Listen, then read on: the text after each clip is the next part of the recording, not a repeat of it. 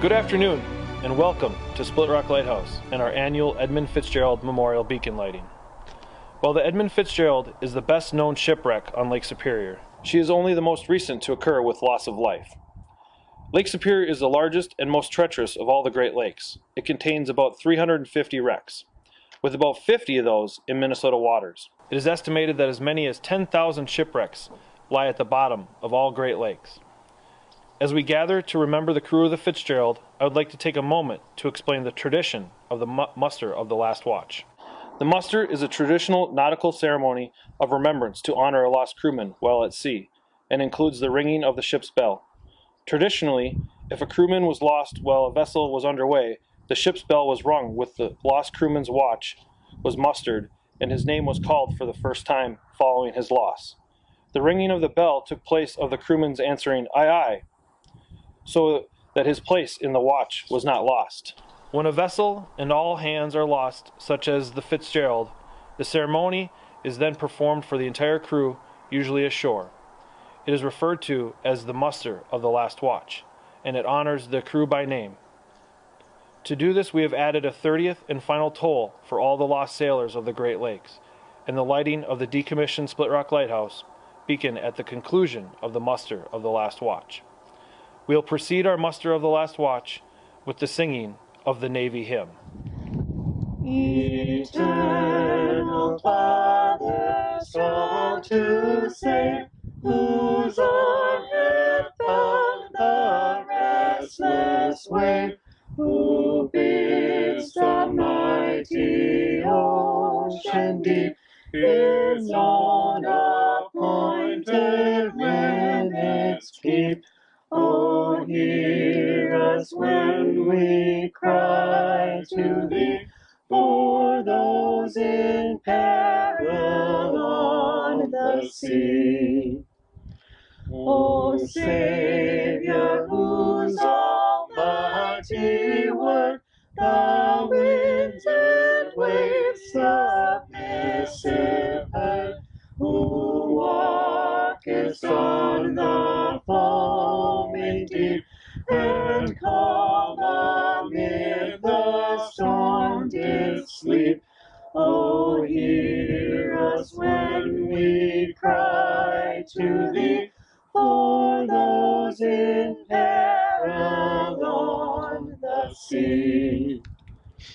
O sacred Spirit, who didst brood upon the chaos dark and rude, who based its angry tumult cease, and gavest light and life and peace. Oh, hear us when we cry to thee, for those in peril on the sea. O Trinity of love and power, our brethren shield in danger's hour, from rock and tempest, fire and foe, protect them wheresoe'er they go. The evermore shall rise to thee, let hymns of praise from land and sea. Amen.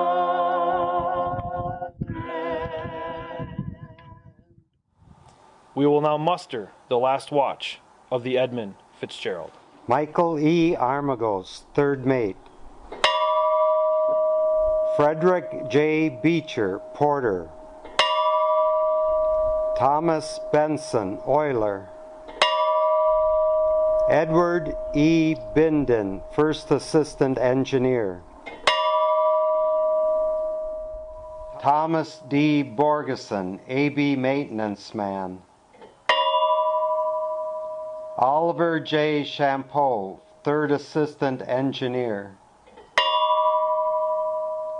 Nolan F. Church, porter. Ransom E. Cundy, watchman. Thomas E. Edwards, second assistant engineer. Russell G. Haskell, second assistant engineer. George J. Hall, chief engineer. Bruce L. Hudson, deckhand. Alan G. Coleman, second cook. Gordon F. McClellan, wiper. Joseph W. Mazies, special maintenance man. John H. McCarthy, first mate. Captain Ernest M. McSorley, master. Eugene W. O'Brien, wheelsman. Carl A. Peckle, watchman. John J. Poviach, wheelsman. James A. Pratt, second mate. Robert C. Rafferty, steward. Paul M. Ripa, deckhand. John D. Simmons, wheelsman. William J. Spengler, watchman. Mark A. Thomas, deckhand. Ralph G. Walton, oiler. David E. Weiss, cadet. Blaine H. Wilhelm, oiler. And a final toll for all the lost sailors on all the Great Lakes.